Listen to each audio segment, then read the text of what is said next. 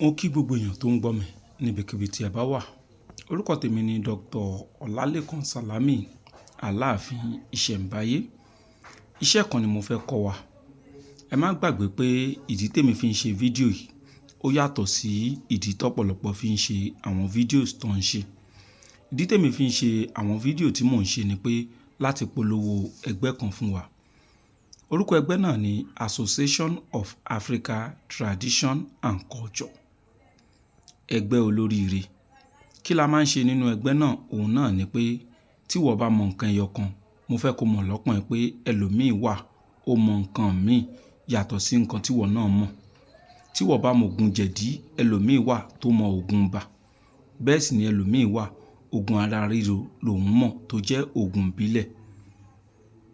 Nínú ẹgbẹ́ wa tí wọ́n bá mú iṣẹ́ yìí tí wọ́n ní tó mọ̀ lọ́kàn rẹ̀ wípé ó ṣiṣẹ́ yẹn tó bá fi sílẹ̀ nínú ẹgbẹ́, ẹlòmíì náà òun náà tún fi ètò òun náà mọ̀ tó ń ṣiṣẹ́ á fi sílẹ̀ nínú ẹgbẹ́ láti lè fi gbé àṣà ìbílẹ̀ Yorùbá láti lè gbé lárugẹ.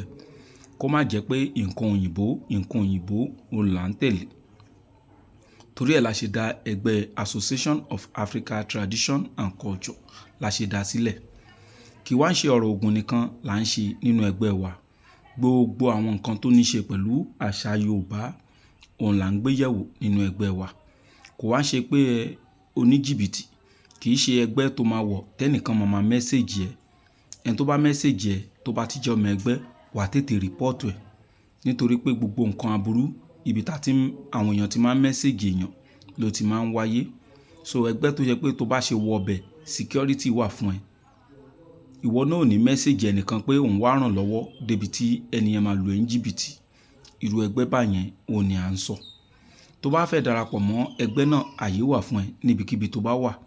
Ìwọ ṣáà ti kàn sí olùdásílẹ̀ ẹgbẹ́ náà lórí WhatsApp number 08028565188 àti registration àti ID card 5,000 naira ni. Ẹsẹ̀kẹsẹ̀ tó bá ti sanwó náà la máa add ẹ sínú ẹgbẹ́ náà. Ìyẹn n tí mò ń torí ẹ̀ ṣe àwọn fídíò yìí. Iṣẹ́ tí mo wá fẹ́ filẹ̀ fún wa gangan òun ni iṣẹ́ fún èèyàn tó ń wá iṣẹ́. Èèyàn tó ṣe pé ó ti ń wá iṣẹ́ tipẹ́ kò rí iṣẹ́. Ó sì qualify fún ọ̀pọ̀lọpọ̀ iṣẹ́ ṣùgbọ́n wọn kì í fọ̀rọ̀ iṣẹ́ lọ. Àwọn náà ni ògùn yìí. Ẹ yẹ ká wá ìjẹsí ọrùn adìyẹ àbí ká sọ pé àjẹsí ọrùn adìyẹ.